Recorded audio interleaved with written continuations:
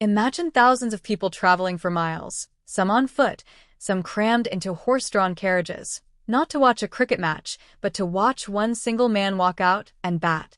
That's not an exaggeration. In Victorian England, whenever this one player was announced to play, ticket prices could double and gate revenues would spike overnight.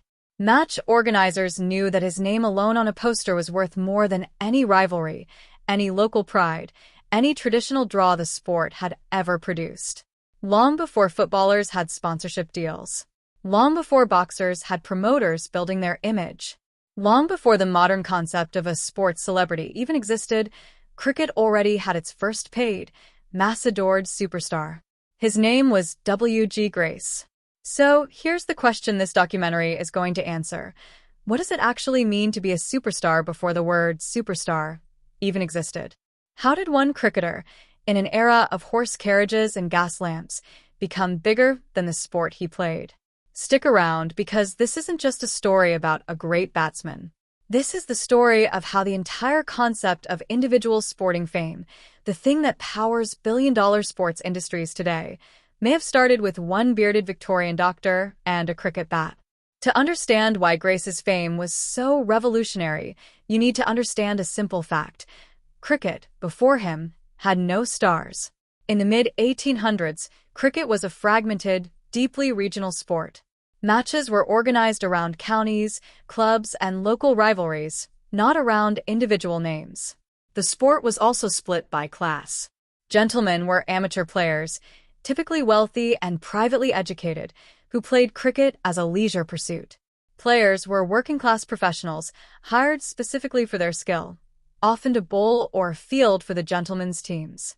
These two groups lived in entirely separate worlds, sometimes literally entering the ground through different gates. In this environment, there was no marketable individual face.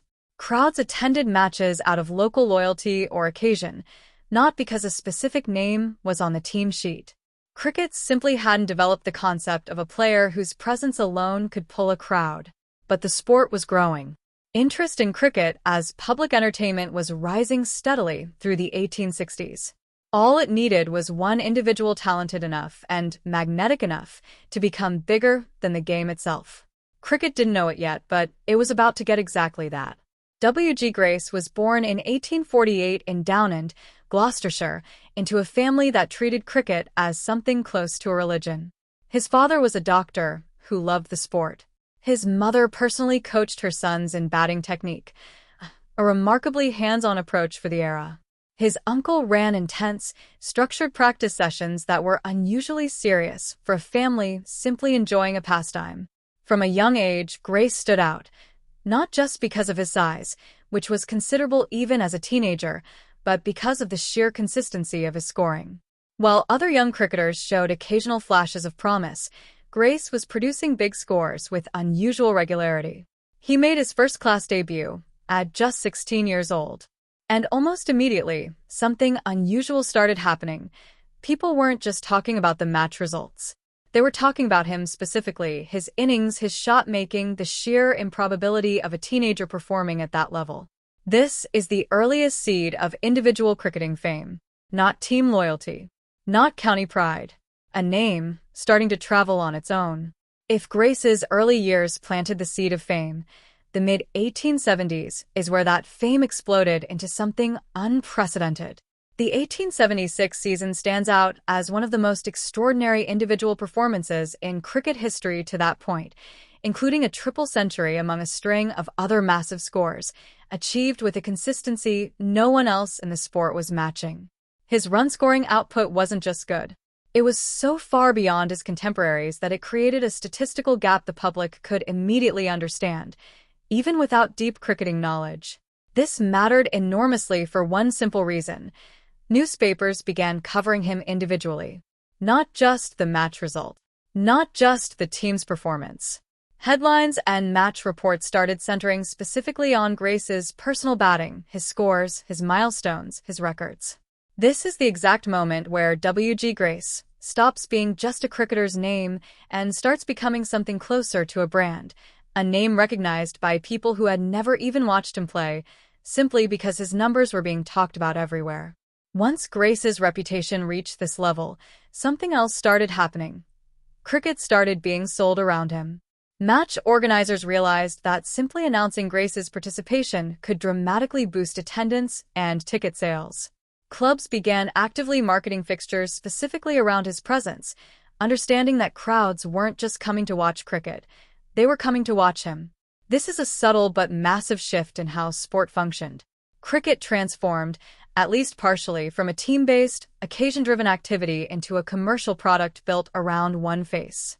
Gate revenues tied directly to one player's involvement.